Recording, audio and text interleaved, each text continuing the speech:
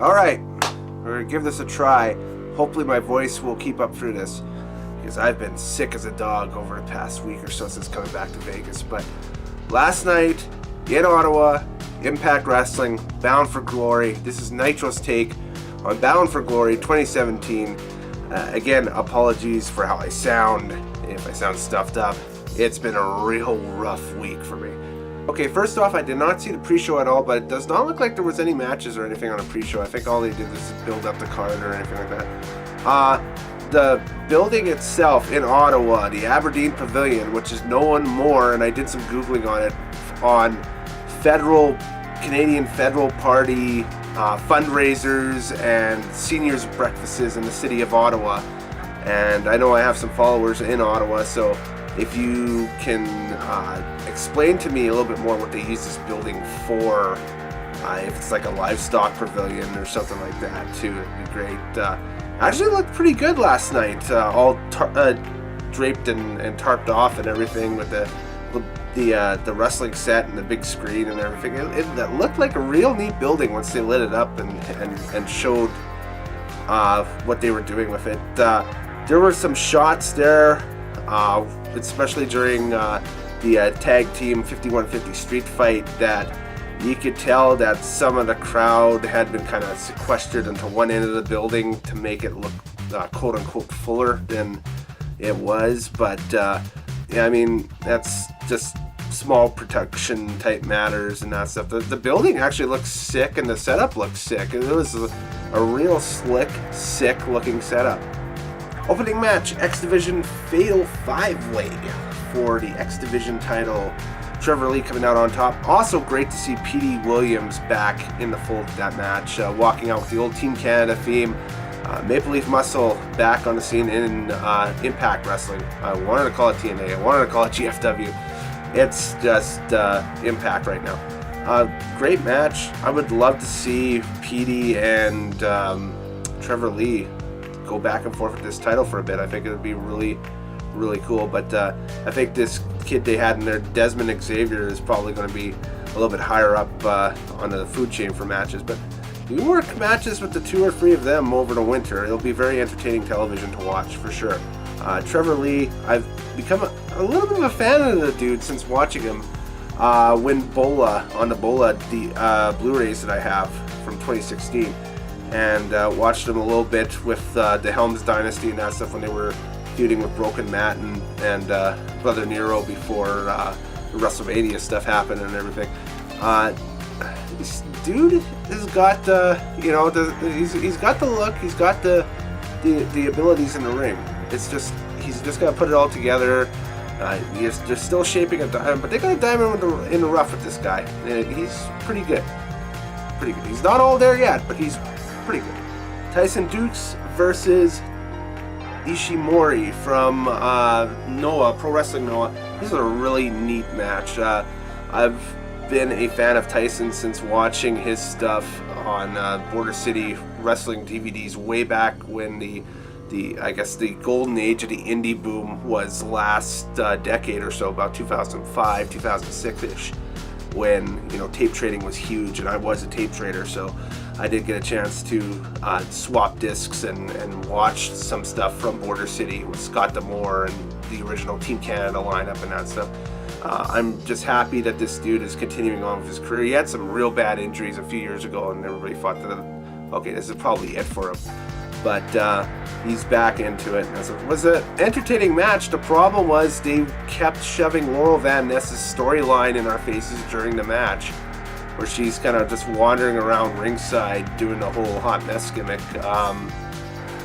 I guess precursor to what's to come later on in the night, but did it necessarily have to happen there? I took more away, in my opinion, than anything else. In the Monsters Ball match, Abyss defeated Grado, so Grado's work visa is now terminated, thanks to some help from Laurel Van Ness, who was, again, that storyline, kind of just wandering around ringside and that stuff. I had missed the first small little bit of the match, and so I went back and watched it earlier today. It's very It reminded me almost of like a WWE Attitude Era hardcore match where, you know, the gimmicks were almost used more as for comedy purposes than anything else. I don't think this was really more blood and guts like we're used to.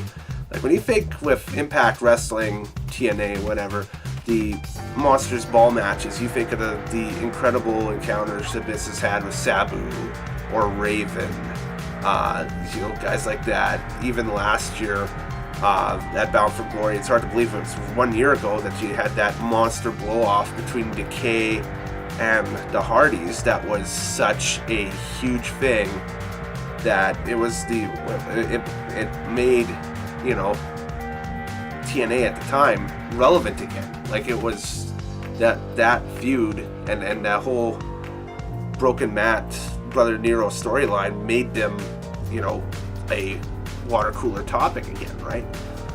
Now, you know, we saw Rosemary get injected into the match, so they're teasing maybe a Decay reformation. I know Crazy Steve isn't with Impact Wrestling anymore, so I don't think that's, if you're going to get any joining of it, I don't think it's, or anything. I think you're just going to get Abyss and Rosemary now at this point. I don't see, you know, Crazy Steve coming back.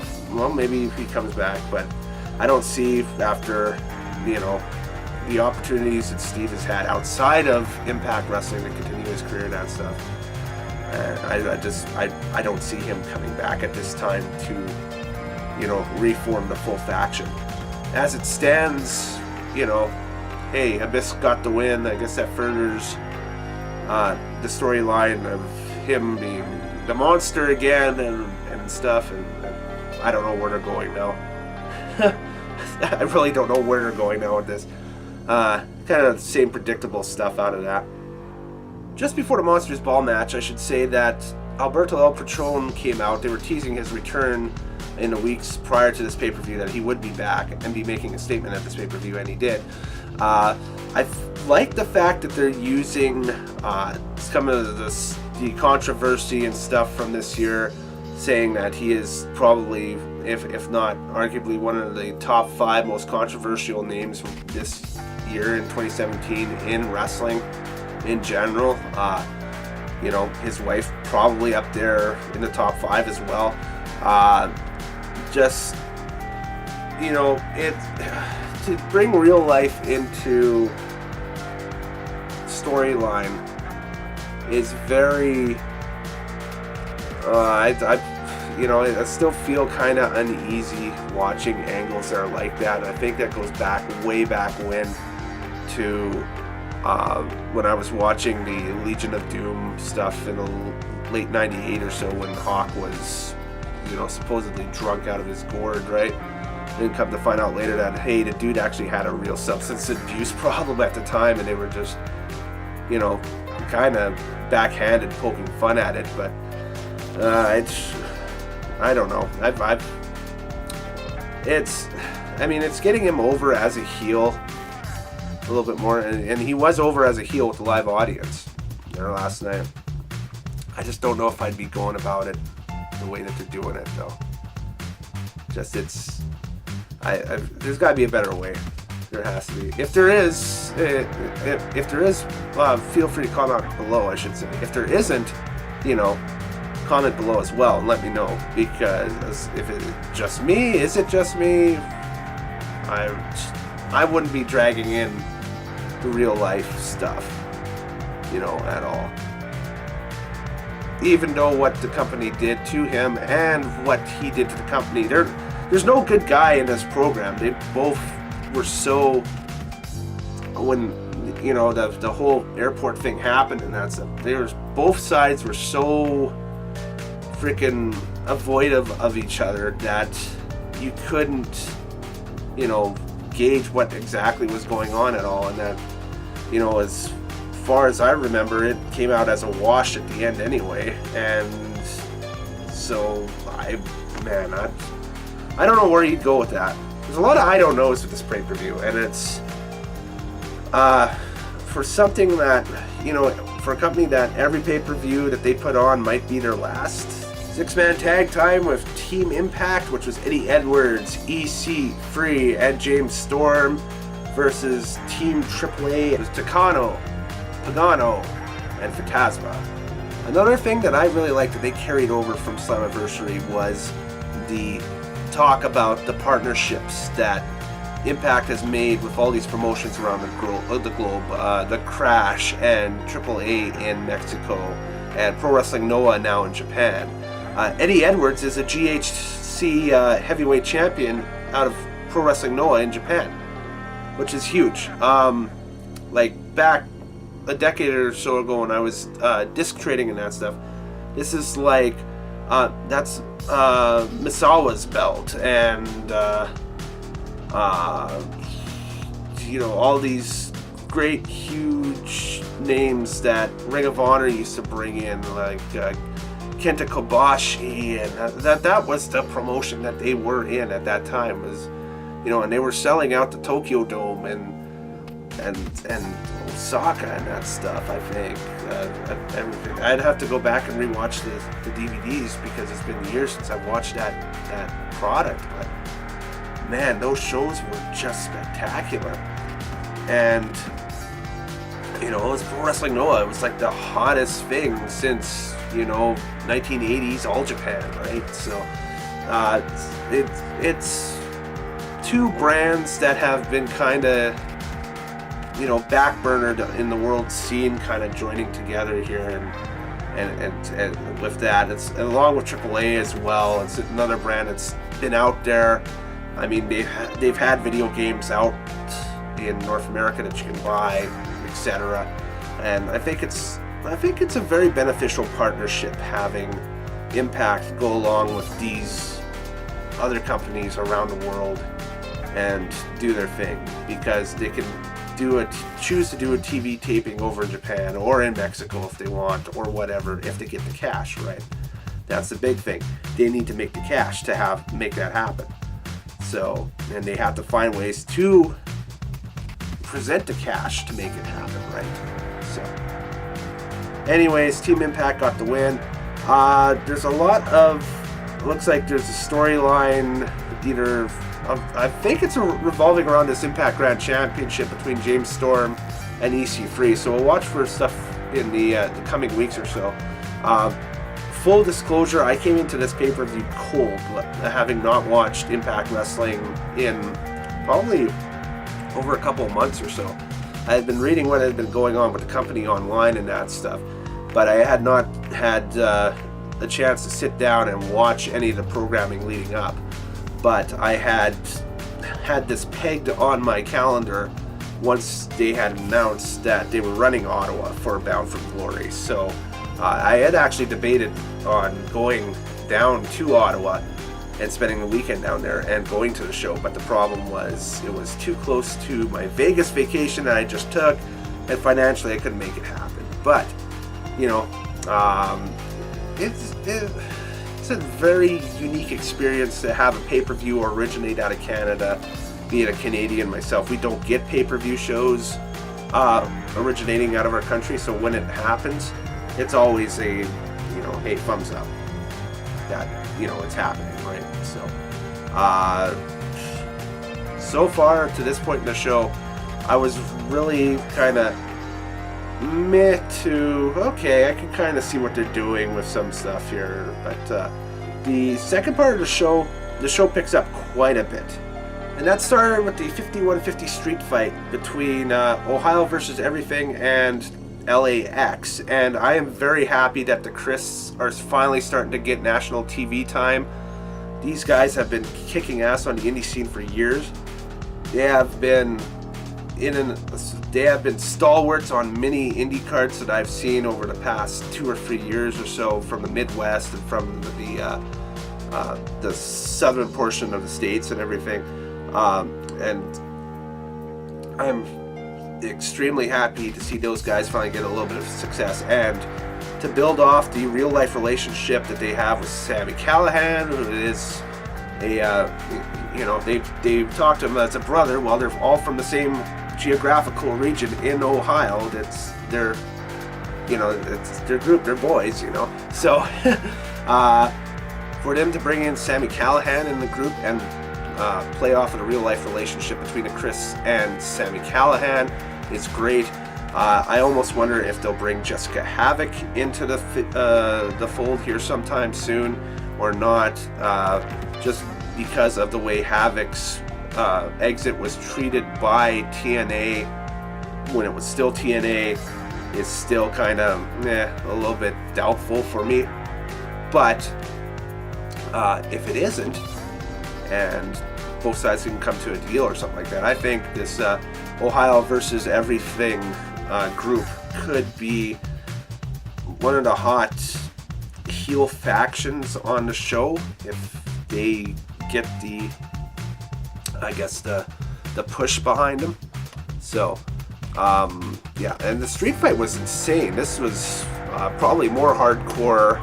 Out of the two hardcore matches on the show, this was the better one of the two, I thought. There was a lot more weapon play, it was more, okay, this is an actual hardcore street fight feel to it than Grado and Abyss was, where it was kind of more comedy than anything else. Knockouts title, Gail Kim, Sienna, and Allie. Allie walking out with kind of a throwback, kind of shades of Trish Stratus at WrestleMania 18 in Toronto with the Maple Leaf type gear. Very similar type stuff. I know she had her own spin to it, but was good to see her. She's been a veteran in the Canadian Indies for a while, so it was awesome for her to get some, pay-per-view time on a pay-per-view originating out of Canada, I should say. So, although a lot of the Canadian talent being featured here were from the eastern part of Canada, hey, the Canadian people you gotta represent. It was a great weekend for Canadians in general, so a lot of Canadian stuff being, thrown out there into the mainstream, with GSP winning his fight, with Omega and Jericho finalizing their match for Wrestle Kingdom on top of everything, and then you got over in WWE, Jinder still holding the WWE title. Hey, who wouldn't want to be Canadian right now, right? So,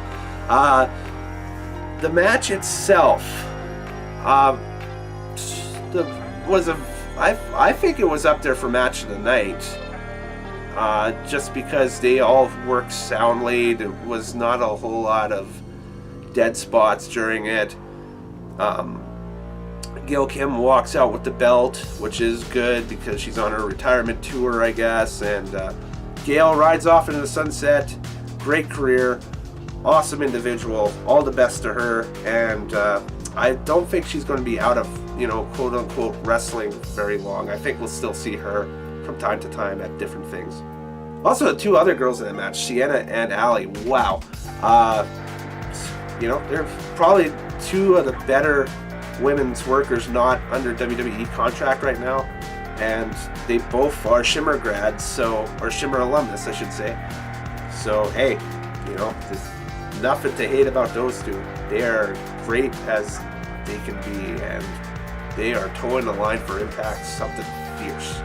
Alright, and then we had the MMA cage match thing with King Mo and Bobby Lashley and American Top Team and MMA fighters bumping like they're Mr. Perfect in the ring. And then you had Stephan Bonner, who looks like he's like in his mid-40s now.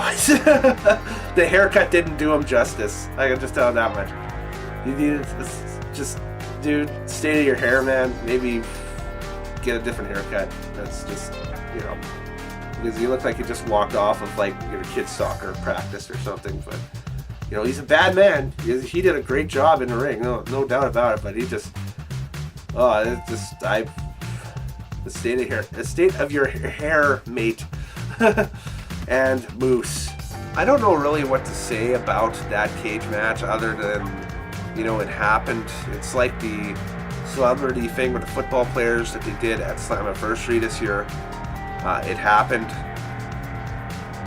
So, they're trying to skyrocket out with that mainstream press card, I guess, and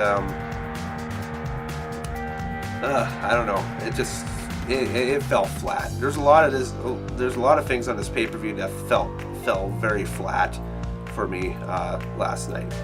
The main event, Eli Drake, the champion, going against Johnny Impact, aka Johnny Mundo, aka Johnny Morrison, aka Boone the Bounty Hunter, etc. Blah blah blah blah. You know, they had a great match going, and for Impact creative to make El Patron, a guy who was not booked in the match, the focal point for the main event, is very, number one, out there.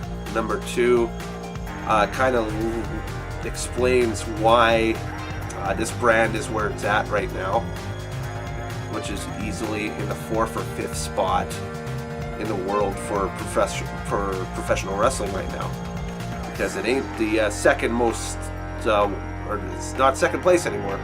It's very bad. Man, I really don't know what to say other than just, if they could re-rack that pay-per-view and just reshuffle it and hit reset at the beginning, they should have.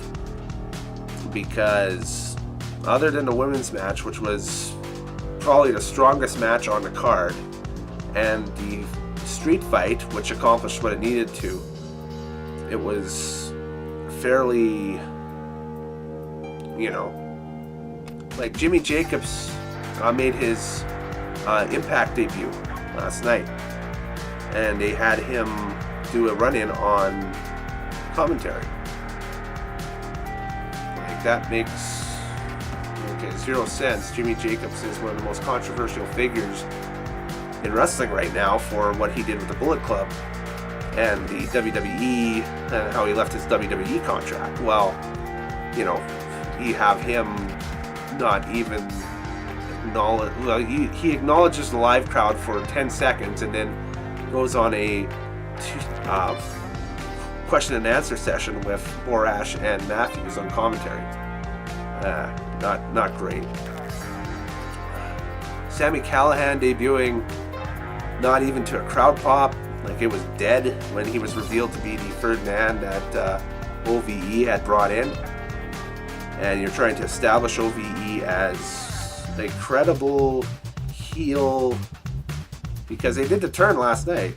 LAX is not the heels anymore in this. They're faces. So OVE is now heels coming out of this program on the pay-per-view. And they, you know, with Callahan, there's no pop. Like, okay, the crowd just, it almost seemed like they quieted up when he debuted, and he's like, yay! I don't know. And then with the main event, with Patron coming out and interfering in the main event and making him the focal point after everything that had gone down. Oh man, this was a whole bunch of stuff that they were firing darts at the wall at, and they tried to make it stick. So, watchable show, no doubt. I think I'll give it a 5 out of 10, just because. You know, it was watchable because of the debuts that they brought in. They brought in some name talent. How they're using them is not great. If you're a women's wrestling fan, you need to see the women's match just for Gail Kim, because that's a legend doing her thing in the ring. Other than that, man, yeah, it's Impact, I don't know about you guys. It's very strange. But I'll give a kudos to the crowd. The crowd was hot all night, so good to them. I made it through it. I made it through this, too. Yes! Alright. Nitromaniac TV, tinyurl.com/Nitromaniac TV for more content coming this month as I get my health and my wellness together. And we will see you next time. Later days. Happy wrestling watching. Take care, everybody. See ya.